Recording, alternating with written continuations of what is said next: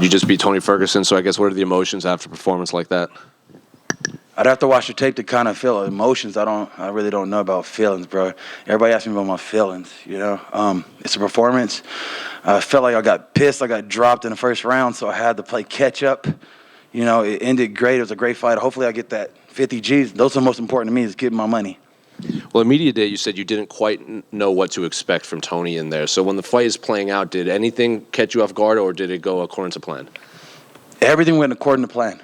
Everything we drilled, everything we saw, he did everything we expected.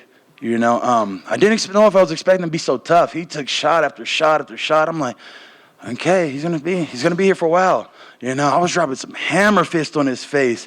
And I'm like, God, this guy's got a rock head. You know. So I guess when that's playing out and you're punching him both on the canvas and standing, and he keeps coming forward, does any part of you have to maybe pull back a little so you don't gas yourself out in there? Man, I thought a couple of shots on the ground. I'm like, all right, he's going to start to get ready to kind of go out a little bit. I'm going to start putting a little bit more. But I'm like, oh, he's not going anywhere. This kid's in here. And so I started like, oh, maybe I shot a little too much out of the tank. But no, just pace yourself, find it. I'm willing to dig deep, you know, and my coach kept telling me, show them how crazy you are. And that meant that if we had to go to the absolute death, we went to the absolute death, which was meaning that at the end of the round, I finally caught the choke where I never stopped. I could have easily given up, you know. Well, speaking of that choke, I think the line for you winning by third round submission was plus 4,000, even as high as plus 5,000. Holy shit. So what do you think about those odds? Holy shit. See, but that's the thing y'all don't know about me. I'm a mixed martial artist. I can do everything. I just choose not to show you the wrestling or the jiu-jitsu because most guys think it's pretty boring. So I choose not to do that. I'm here to show you a bang, you know, show you some action. But he kept trying to force that with me. I think he thought I didn't have those things in my tank. What do you think Tony should do next with his career? Some people think he should hang it up. Do you think he should keep fighting? Tony? Yeah. What I should say for another man? I can't speak for another man. It depends on what's in his heart and what's his goals, you know? I'm going to keep going until I accomplish my goals. I pay my houses off. I'm debt-free. I have a few $100,000 in the bank. Then I could be done. So what would you like next for your career in the UFC? What I like next? I'm not God. I'm just going to walk in this thing, you know? I leave those things to Sean Shelby, McMainer. They watch the fights. They know who to put in front of me. I don't pick and choose. Nobody calls me out because they know I'm that guy, you know? Bobby, you know, you can't, like you said, you can't speak for another guy about what he wants to do with his career, but for you, you were just in there with him. Did he feel like a guy who's at the end of his career, if you know what I mean? I don't know. I wouldn't say so. I mean, he took a hell of shots, and he was still fighting. He was still game. And I felt like maybe it was someone else. Maybe they would kind of slow down and stop. He could have, I think he still got it in him, I would say so. He's got a lot of fight in him, you know. Even when I thought, all right, you're going to start backing up because you're getting hit with some shots, he was still coming at me like, I thought he thought I was going to get tired and quit. But no, that's what he tells me. He still got so much fight in him. So I wouldn't say give it up if I was him.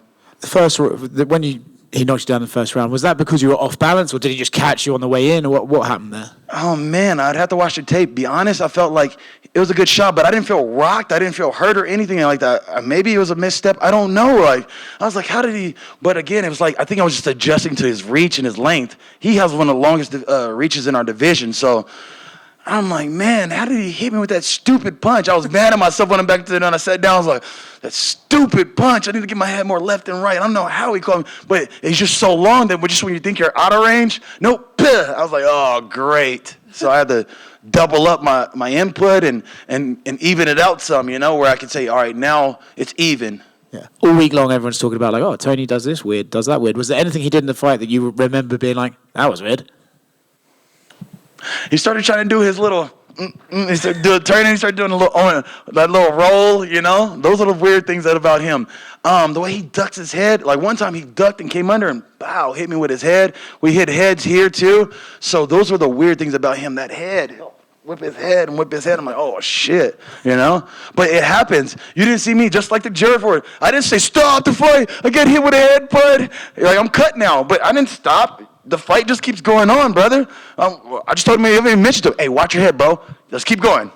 It's just what it is. I ask you this after every time you fight, but I saw you talking in there to him. Curious at some of the highlights, some of the things you were saying.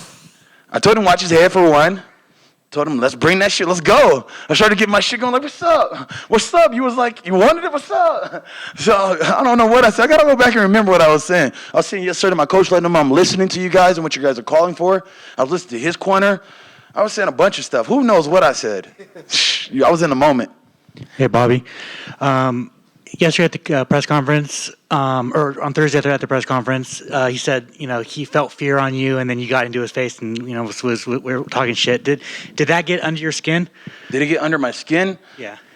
I don't know about under my skin, but I'm the type of person that, like, when you say these things, I'm sure as hell gonna make you answer them. And so to me, it was just like, say it now that I'm in your face and you're looking at me eye to eye. Say you saw fear. Tell me. And he didn't say anything. I'm like, what are you seeing that I'm not seeing? And it's not that I don't respect him or anything like that, because it really got me looking like the bad guy, because I'm over there chastising him, hey, yelling at him, and now it looks like you're yelling at our hero. So people even started booing me, It's just like, bro, he started it. I don't start nothing with none of these guys. They all say something to me, and now I come back to finish it, and I look like the bad guy. Finally, are you down to fight Jim Miller at UFC 300? Hey, you just nailed it. That is one of my goals. I don't know what it is, bro. I think God's saving that guy. But every time we've been known to fight each other, it's something that happens. I blew my knee once. I may wait on 2 weeks' notice. I make the weight, and after I'm going to see the doctor, I pass out. My lungs fail. My kidney fails. Then I get popped for fucking DHEA for taking a supplement from Walmart that I watched on fucking YouTube. And now I fucked myself for the third time. I'm like, is it just not meant to be? Or is it that God's testing me? It's one of the two. Are you going to keep fighting and try to push through this and say, God, I want to keep pushing back, see how bad you want it? Or is it he saying, don't do it. I'm going to keep cursing you every time. I got to go find out the answer.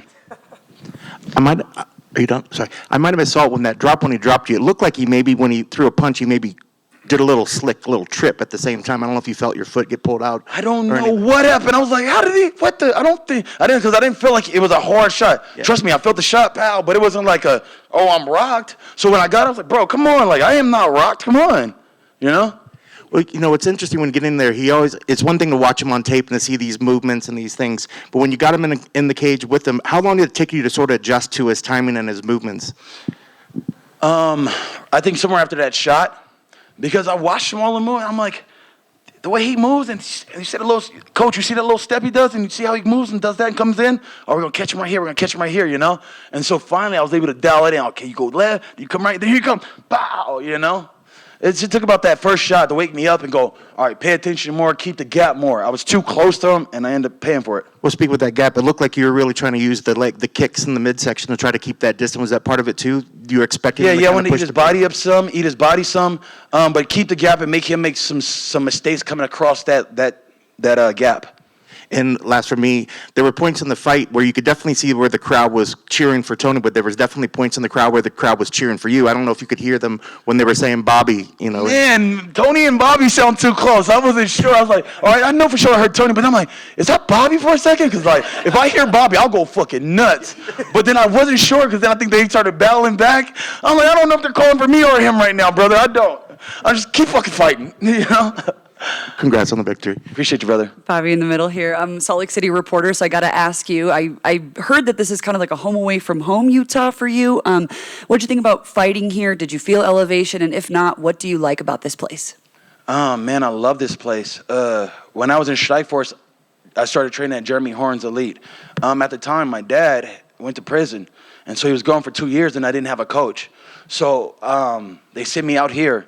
I'm in the middle of nowhere. I drove out here too, and I meet this little Mormon chick, and I'm like out here, and I'm like enjoying myself. Like, it's not bad out here, And so I kind of like fell a little bit in love with her, and I started training out here, and it became my home away from home. I come out here, eat sushi with these guys. Jeremy taught me so many different things. Like, I got the chance to work with Matt Hughes. I remember being in a movie theater, me, Matt, Jeremy, and Robbie Lar, and I'm sitting in the back of the car looking at these freaking UFC stars, and I'm like, am I gonna ever be like these guys, So it was my kind of coming out and feeling like, oh, you're gonna be here to stay type of thing. So Utah's been so precious to me. They've done so much. I came out here for a show to just be in the crowd.